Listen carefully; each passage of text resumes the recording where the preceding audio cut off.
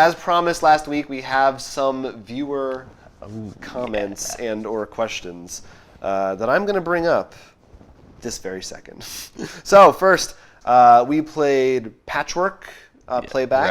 Right. One of the things that we talked about that we liked was the mechanic of how whoever's behind goes. Right, it's just like Tokaido, is it? I always mix it up. Kaido was another one I believe that we mentioned, or No, it's Tokaido. I always mix those two up. That's why I always have to pause. Roy Valstar, that's a name, pointed out the game Glenmore. We haven't played, which is it's a Scottish-themed kind of land building. I'm intrigued. Farming kind of thing. But they said that has the same type of mechanic where the last player can keep going, and it becomes part of the strategy where depending on what you do, you might want to take a smaller action first. Then no, I definitely think it. It's interesting. It's interesting. I think it's a really good balancing mechanic. I mean, we probably said all this stuff before. I mean, most of my experience does come from Tokaido, and I got to say I really do love that game because it definitely is a lot more especially with placement of things. You're like, and I think it actually matches the theme of Tokaido. When you're last, you're like, I could jump in there, but first maybe I'll go visit the hot spring, Right. And then yeah, it got a little more relaxing. So maybe we'll check that out. If there's any other games like that, let us know.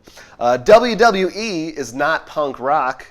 Wants us to do a playthrough of Ancient Terrible Things, which I think you actually have. I just got it because I backed the Kickstarter for their new little expansion. In fact, that was on our shelves. Not now, because we change it every month. That's but probably why before. They said that, because they saw it in the background. I'm guessing. Yeah. And I know earlier someone asked for Study in Emerald. Which we're going to get to. Yeah, this will be out right around, we thought it would be appropriate to be right around St. Patrick's Day, because of green. And hopefully we'll actually be able to talk about the old edition with it. We're only going to show the new one, because that's the only one you can really get now. So. Right. But I mean, maybe later on we'll do the old one. But we're going to look forward to that. Yeah. And then hopefully we'll get to this too.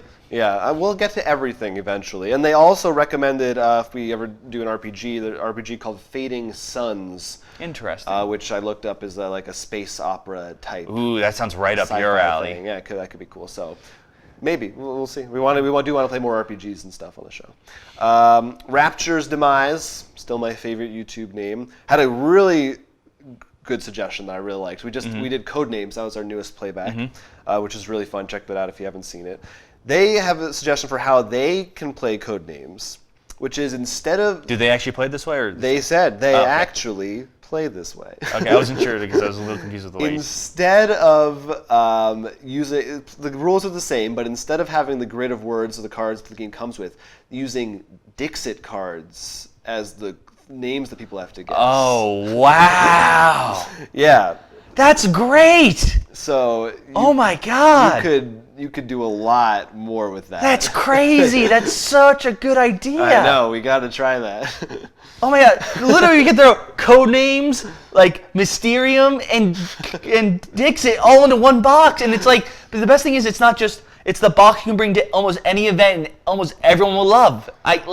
No, it really goes to show you the genius of Dixit, and that there's so much you can do with those cards. There's just so many. That reminds me, a webcomic I think we usually post on our news, and we enjoy a lot, Teeny Wooden Pieces. Tiny, not teeny.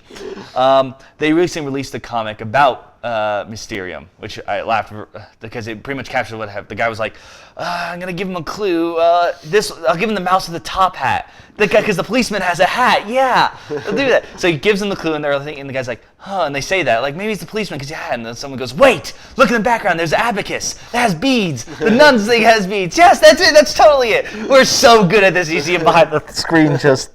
Because that's exactly how you feel. You're like, this has this. Surely they'll get that. And they do, but then also they swerve around it. So...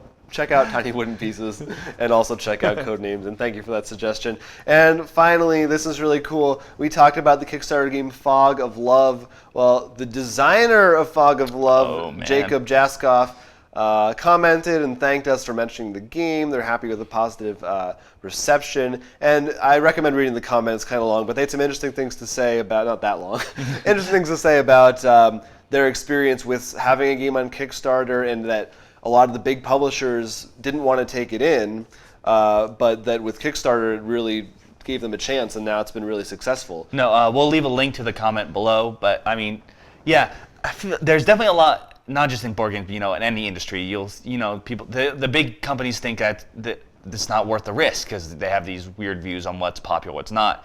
Usually because it's at least 5 years behind what is currently interesting. So they'll be like, no one wants this, but you put it on Kickstarter and everyone's like, wow, this is actually interesting. I could actually play this with someone. Or because it's just a thing that doesn't exist yet. Exactly. People are afraid to take a chance on something new, but usually, in my experience, in movies, whatever, people want the thing that's new. That's what does the best. Guardians of the Galaxy, Avatar. Well, in particular, especially if it's something that those things are tropes, but they're presented in an original way. Is my point. And in this case, I think it's interesting because he says it. We said it in the video. He says it in his Kickstarter. It's something that exists in other media, but not in the board game. Exactly. And it's giving that perfect balance of the romantic comedy style. That isn't just, comedy style. Pick up the phone. Bobby says he likes me. Like some half-assed, Hasbro, yeah. Obviously. It's like a real game. Yes. Yeah. So check that out. We're still fans of it. Now that was our viewer mails. Please feel free to comment and send us emails because we'd love to hear from stuff like that from you guys.